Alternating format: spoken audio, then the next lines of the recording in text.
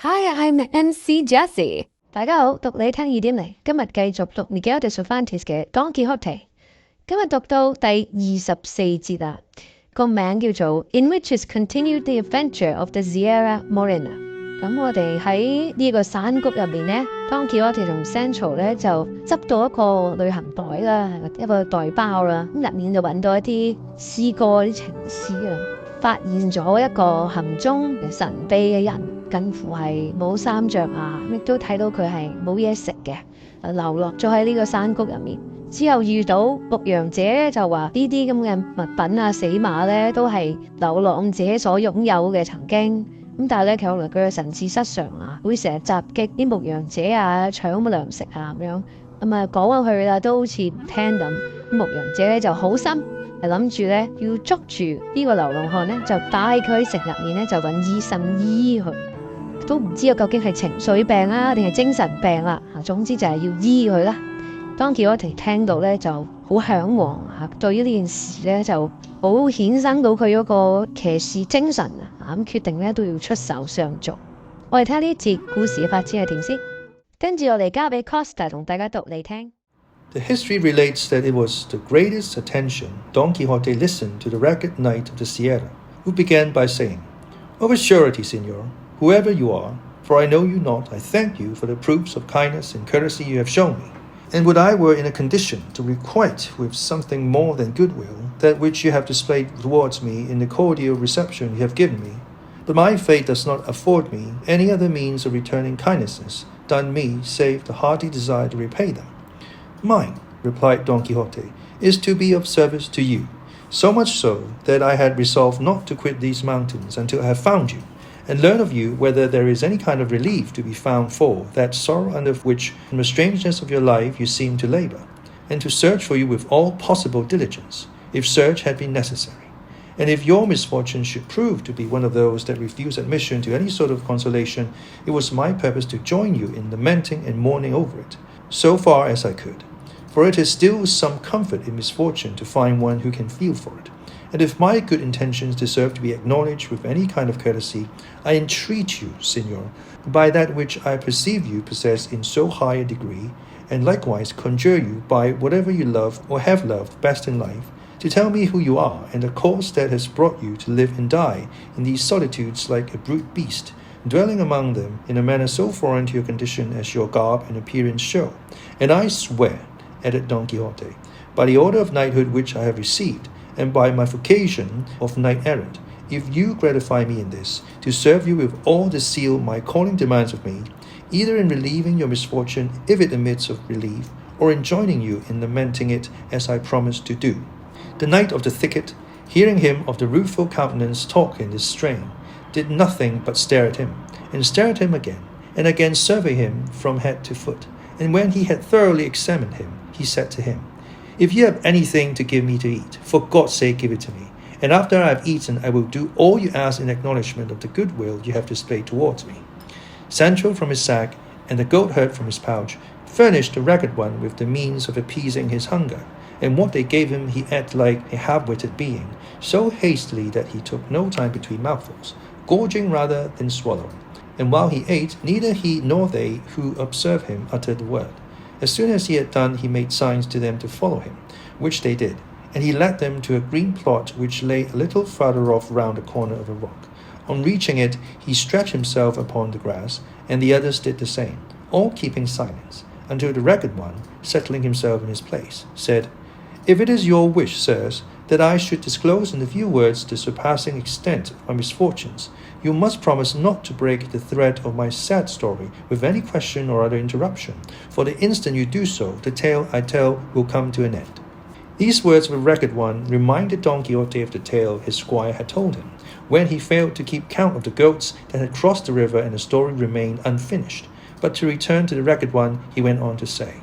I give you this warning because I wish to pass briefly over the story of my misfortunes, for recalling them to memory only serves to add fresh ones.And the less you question me, the sooner shall I make an end of the recital, though I shall not omit to relate anything of importance in order fully to satisfy your curiosity.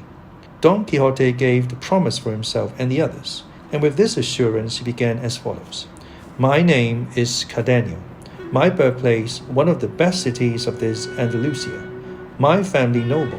my parents rich, my misfortune so great that my parents must have wept, and my family grieved over it without being able by their wealth to lighten it. For the gifts of fortune can do little to relieve reverses sent by heaven. In that same country there was a heaven in which love had placed all the glory I could desire, which was the beauty of Lucinda, a damsel as noble and as rich as I, but of happier fortunes, and of less firmness than was due to so worthy a passion as mine. This Lucinda I loved, worshipped, and adored from my earliest and tenderest years, and she loved me in all the innocence and sincerity of childhood.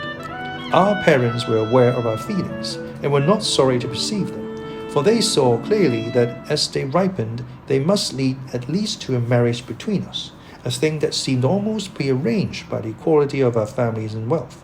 We grew up, and with our growth grew the love between us, so that the father of Lucinda felt bound for propriety's sake to refuse me admission to his house, in this perhaps imitating the parents of that Thisbe, so celebrated by the poets. And this refusal but added love to love and flame to flame. For though they enforced silence upon our tongues, they could not impose it upon our pens, which can make known the heart's secrets to a loved one more freely than tongues. For many a time the presence of the objects of love shakes the firmest will and strikes dumb the boldest tongue. Ah, heavens! How many letters did I write her, and how many daunting modest replies did I receive? How many ditties and love songs did I compose in which my heart declared and made known its feelings, described its ardent longings, revelled in its recollections, and dallied with its desires. At length, growing impatient and feeling my heart languishing with longing to see her, I resolved to put into execution and carry out what seemed to me the best mode of winning my desired and merited reward, to ask her of her father for my lawful wife, which I did. To this his answer was that he thanked me for the disposition I showed to do honor to him and to regard myself as honored by the bestowal of his treasure, but that as my father was alive, it was his by right to make this demand, for if it were not in accordance with his full will and pleasure, Lucinda was not to be taken or given by stealth. I thanked him for his kindness, reflecting that there was reason in what he said, and that my father would assent to it as soon as I should tell him. And with that view, I went the very same instant to let him know what my desires were. Where I entered the room where he was, I found him with an open letter in his hand, which, before I could utter a word, he gave me, saying, "By this letter thou wilt see, Cardenio, the disposition the Duke Ricardo has to serve thee. This Duke Ricardo, as you, sirs, probably know already, is a grandee of Spain who has his seat in the best part of this Andalusia." I took and read the letter, which was couched in terms so flattering that even I myself felt it would be wrong in my father not to comply with the request the Duke made in it, which was that he would send me immediately to him, as he wished me to become the companion, not servant, of his eldest son, and would take upon himself the charge of placing me in a position corresponding to the esteem in which he held me. On reading the letter, my voice failed me, and still more when I heard my father say, "2 days hence thou wilt depart, Cardenio, in accordance with the Duke's wish, and give thanks to God who is opening a road to thee by which thou mayest attain what I know thou dost deserve." And to these words he added others of fatherly counsel. The time for my departure arrived. I spoke one night to Lucinda. I told her all that had occurred, as I did also to her father, entreating him to allow some delay, and to defer the disposal of her hand until I could see what the Duke Ricardo thought of me. He gave me the promise, and she confirmed it with vows and swoonings unnumbered. Finally, I presented myself to the Duke, and was received and treated by him so kindly that very soon envy began to do its work, the old servants growing envious of me, and regarding the Duke's inclination to show me favor as an injury to themselves. But the one to whom my arrival gave the greatest pleasure was the Duke's second son, Fernando by name, a gallant youth, of noble, generous, and amorous disposition, who very soon made so intimate a friend of me that it was remarked by everybody. For though the elder was attached to me and showed me kindness, he did not carry this affectionate treatment to the same length as Don Fernando. It so happened then that as between friends no secret remains unshared, and as the favor I enjoyed with Don Fernando had grown into friendship, he made all his thoughts known to me, and in particular a love affair which troubled his mind little. He was deeply in love with a peasant girl, a vassal of his father's, the daughter of wealthy parents, and herself so beautiful, modest, discreet, and virtuous, that no one who knew her was able to decide in which of these respects she was most highly gifted or most excelled. The attractions of the fair peasant raised the passion of Don Fernando to such a point that, in order to gain his object and overcome her virtuous resolutions, he determined to pledge his word to her to become her husband. For to attempt it in any other way was to attempt an impossibility. Bound to him as I was by friendship, I strove by the best arguments and the most forcible examples I could think of to restrain and dissuade him from such a course. But perceiving I produced no effect, I resolved to make the Duke Ricardo, his father, acquainted with the matter. But Don Fernando, being sharp-witted and shrewd, foresaw and apprehended this. Perceiving that by my duty as a good servant I was bound not to keep concealed a thing so much opposed to the honour of my lord the Duke, and so, to mislead and deceive me, he told me he could find no better way of effacing from his mind the beauty that so enslaved him than by absenting himself for some months, and that he wished the absence to be effected by our going, both of us, to my father's house under the pretence which he would make to the Duke, of going to see and buy some fine horses that were in my city, which produces the best in the world. When I heard him say so, even if his resolution had not been so good a one, I should have hailed it as one of the happiest that could be imagined. Prompted by my affection, seeing what a favourable chance of opportunity it offered me of returning to see my Lucinda. With this thought and wish I commended this idea and encouraged his design, advising him to put it into execution as quickly as possible, as, in truth, absence produced its effect in spite of the most deeply rooted feelings. But as afterwards appeared, when he said this to me, he had already enjoyed the peasant girl under the title of husband, and was waiting for an opportunity of making it known with safety to himself, being in dread of what his father the Duke would do when he came to know of his folly. It happened, then, that as with young men love is for the most part nothing more than appetite, which, as its final object is enjoyment, comes to an end on obtaining it, and that which seemed to be love takes to flight, as it cannot pass the limit fixed by nature, which fixes no limit to true love. What I mean is that after Don Fernando had enjoyed his peasant girl, his passion subsided and his eagerness cooled, and if at first he feigned a wish to absent himself in order to cure his love, he was now in reality anxious to go to avoid keeping his promise. The Duke gave him permission, and ordered me to accompany him. We arrived at my city, and my father gave him the reception due to his rank. I saw Lucinda without delay, and though it had not been dead or undeadened, my love gathered fresh life. To my sorrow I told the story of it to Don Fernando, for I thought that in virtue of the great friendship he bore me, I was bound to conceal nothing from him. I extolled her beauty, her gaiety, her wit so warmly that my praises excited in him a desire to see a damsel adorned by such attractions. To my misfortune I yielded to it, showing her to him one night by the light of a taper at a window where we used to talk to one another. As she appeared to him in her dressing gown, she drove all the beauties he had seen until then out of his recollection. Speech failed him, his head turned, he was spellbound, and in the end love-smitten, as you will see in the course of the story of my misfortune. And to inflame still further his passion, which he hid from me and revealed to heaven alone, it so happened that one day he found a note of hers entreating me to demand of her father in marriage, so delicate, so modest, and so tender, that on reading it he told me that in Lucinda alone were combined all the charms of beauty and understanding that were distributed among all the other women in the world. It is true, and I own it now, that though I knew what good cause Don Fernando had to praise Lucinda, it gave me uneasiness to hear these praises from his mouth, and I began to fear, and with reason to feel distrust of him, for there was no moment when he was not ready to talk of Lucinda, and he would start the subject himself, even though he dragged it in unseasonably, a circumstance that aroused in me a certain amount of jealousy. Not that I feared any change in the constancy of faith of Lucinda, but still my fate led me to forebode what she assured me against. Don Fernando contrived always to read the letters I sent to Lucinda and her answers to me, under the pretence that he enjoyed the wit and sense of both. It so happened then that Lucinda, having begged of me a book of chivalry to read, one that she was very fond of, Amadis of Gaul.